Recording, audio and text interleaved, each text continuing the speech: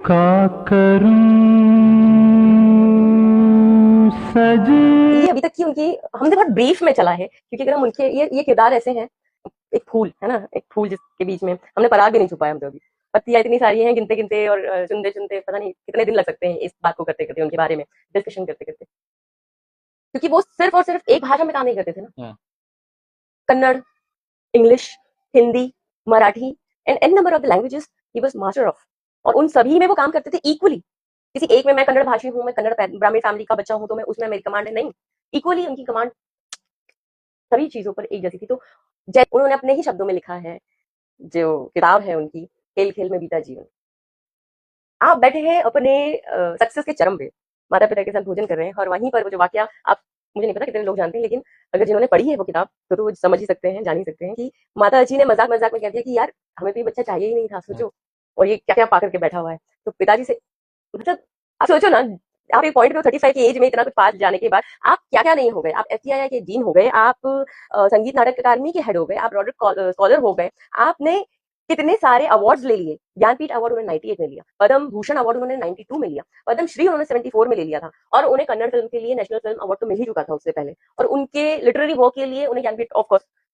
अलावा उसके बहुत सारे उनके पास अवार्ड थे। डायरेक्टर वो हो चुके थे, राइटर वो बहुत एस्टेब्लिश हो चुके थे, इतनी सारी जगहों के डीन हो चुके थे। उसके उस पॉइंट पर अगर आपकी फैमिली में अगर माता जी कहें कि भाई ये बच्चा तुम्हें चाहिए ही नहीं था, तो आप सोचिए क्या सिचुएशन होगी। वो सब आप उस किताब में पढ़िएगा, बहुत खूबसूरत किताब है, और हर उस व्यक्ति को पढ़नी चाहिए जिसे जीवन के नए रूप, आयाम और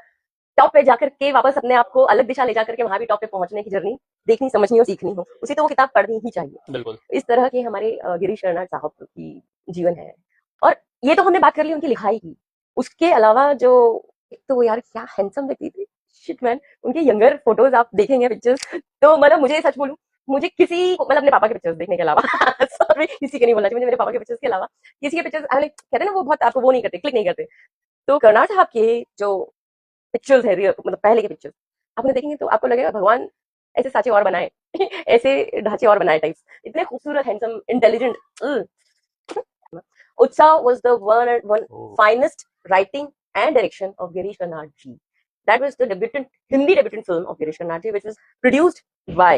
our own शशि कपूर जी। और शशि कपूर जी ने उसमें बहुत बेहतरीन नेगेटिव किरदार भी किया है, और इतने क्यूट लगते हैं ना वो उसमें, वो नेगेटिव राजा बने हुए, राजा का साला बने हुए, और पूरी फिल्म में मैं राजा का साला हूँ, मैं राजा का साला हूँ। वो जो लोग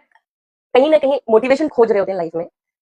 होता है हर किसी की लाइफ में अप एंड डाउन फेजेस होते हैं, है ना, डल फेज, ब्राइट फेज। तो फेज जब किसी की लाइफ में डल वाला होता है तो हो जाता है motivational song, motivational films, motivational ये, मोटिवेशनल। तो ऐसी एक फिल्म है बहुत खूबसूरत जो 2005 में आई थी,